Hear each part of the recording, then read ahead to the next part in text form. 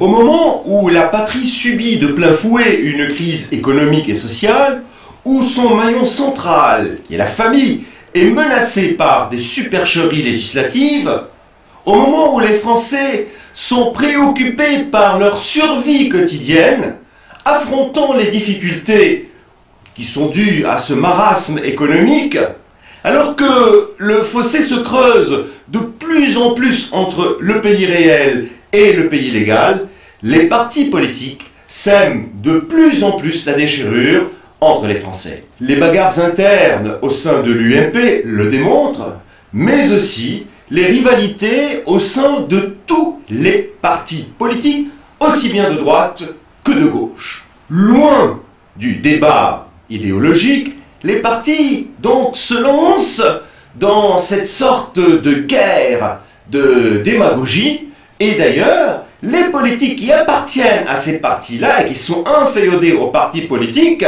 sont toujours à l'afflux donc d'images et font de ce que j'appellerais de la surenchère médiatique afin de remporter, je dirais, un marché qui est le marché électoral. Leurs intérêts de ces personnes et les ambitions personnelles priment sur ceux de leur parti, encore beaucoup plus sur l'intérêt supérieur de la nation.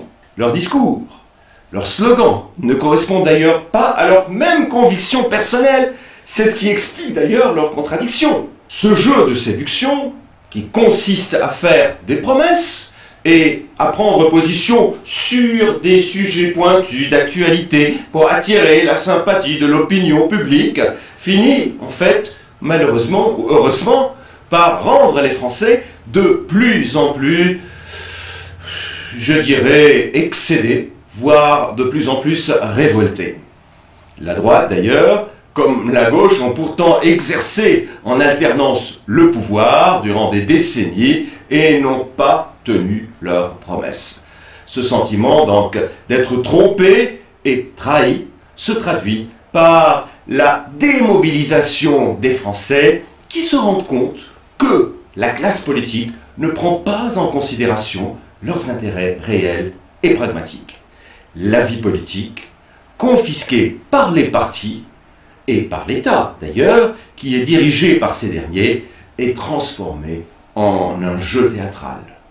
La politique politicienne emprunte aux techniques de vente ces méthodes pour parvenir à recueillir par le biais électoral et grâce aux médias l'adhésion d'un nombre suffisant de voix pour s'approprier le pouvoir qui s'avère de plus en plus comme une dictature oligarchique exercée par une classe politique déconnectée des vraies préoccupations des Français.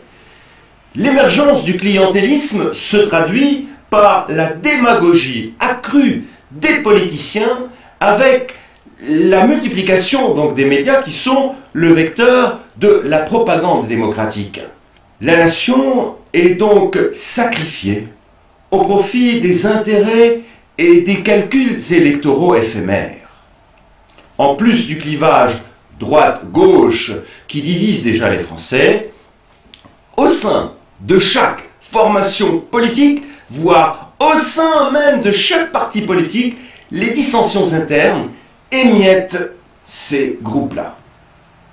La démocratie républicaine révèle ainsi ses méfaits destructifs de l'intérêt national par ce jeu de partis politiques et le vote de masse. Ce qui ne convient pas plutôt de lier la représentation des Français à leur responsabilité directe dans la société par un système de décentralisation avec un pouvoir fédérateur supérieur inhérent à leur tradition ancestrale, avec une représentativité au sein même des corps des métiers. Autrement dit, donner le pouvoir au pays réel et lui rendre ses libertés.